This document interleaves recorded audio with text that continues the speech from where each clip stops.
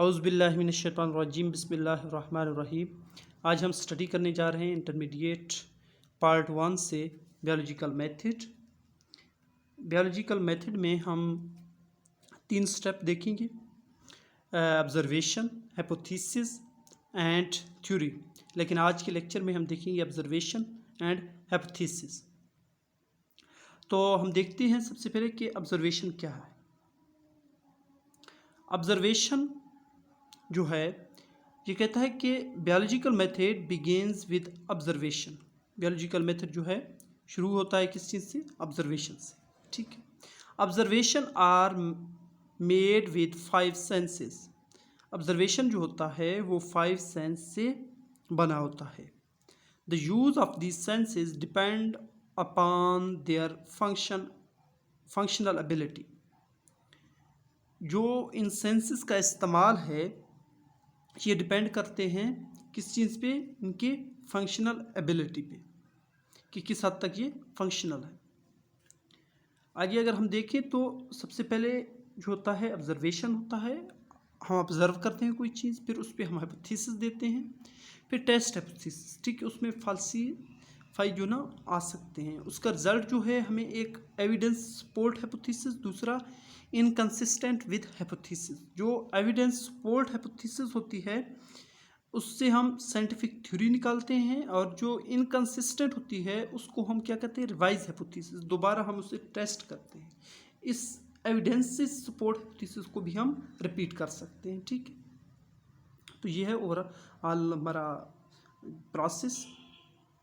Next है 2 step of observation. Observation के 2 step हैं, quantitative observation and qualitative observation. जो क्वांटिटेटिव ऑब्जर्वेशन है इट्स वेरिएबल आर मेजरेबल, यानी कि इसे हम मेजर कर सकते हैं। ठीक है, जो क्वांटिटेटिव होता है। और जो क्वालिटेटिव होती है its variable are not measurable. Quality यानी कि उसकी हम क्वालिटी बता सकते हैं, क्वांटिटी नहीं बता सकते, लिहाजा हम उसे मेजर नहीं कर सकते। अब क्वालिटी को हम किस तरह मेजर कर सकते हैं? मिसाल के तौर पे जो ब्यूटी होती है हम उसे मेजर नहीं कर सकते। खूबसूरत, अगर कोई चीज़ खूबसूरत है, ठीक है, खूबसूरती को हम अगर कोई कहे कि ये 10 गुना खूबसूरत है, तो हम कैसे निकाल सकते हैं कि भाई 10 गुना ये खूबसूरत? किस तरह 10 गुना? अगर हम क्वांटिटेटिव को देखें तो अगर हमें कोई कहे कि भाई 1 लीटर पानी है, उससे आप जो है ना क्या करें, ½ लीटर निकालें, तो हम उसे निकाल सकते हैं। यानी कि क्वांटिटी जो भी हो हम उसे मेजर कर सकते हैं, लेकिन क्वालिटी को हम मेजर नहीं कर सकते। नेक्स्ट है हाइपोथेसिस। सबसे पहले हम देखते हैं हाइपोथेसिस का जो डेफिनेशन है। ठीक है, डेफिनेशन जो है ये है tentative explanation of observation. Tentative explanation of observation यानी कि ऑब्जर्वेशन की एक्सप्लेनेशन, जो हम चीज़ ऑब्जर्व करते हैं फिर हाइपोथेसिस में हम क्या करते हैं? उसको एक्सप्लेन करते हैं। An observer organize observation into data form.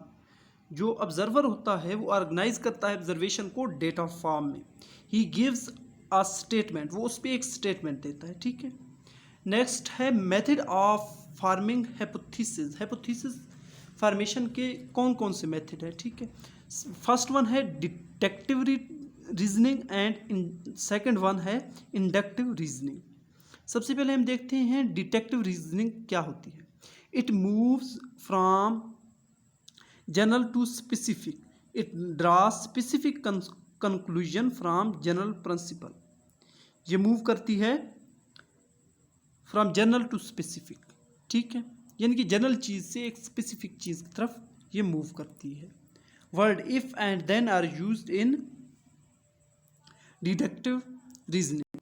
इसका एग्जांपल यानी अगर तुम मेहनत करोगे तो फिर तुम पास हो जाओगे। If you work hard then you will पास।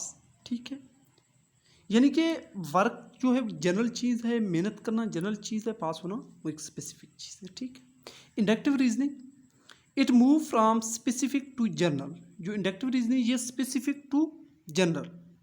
इसमें उसको हम उल्टा भी ले सकते हैं, अगर पास होना है तो मेहनत करना पड़ेगा। ठीक है, if you have to pass then you have to work hard. It begins with specific observation and lead to the formation of general principle. ठीक है, ये बिगिन होता है स्पेसिफिक ऑब्जर्वेशन से और लीड करता है to the formation of general principle. Next देखते हैं other way to form hypothesis. Other way कौन से हैं? इंट्यूशन और इमेजिनेशन यानी कि ख्यालात, एस्थेटिक प्रेफरेंस, रिलीजियस और फिलोसफिकल आइडियाज, ठीक है, comparison and analogy with other process, जो दूसरे प्रोसेस हैं उनके साथ comparison, discovery of one thing while looking for some other thing, ठीक है, किसी चीज़ के लिए आप वर्क कर रहे हो लेकिन कोई और चीज़ जो है ना क्या हो जाए, बन जाए, तो इसे भी हम हाइपोथेसिस कहते हैं। तो ये था हमारा आज का लेक्चर।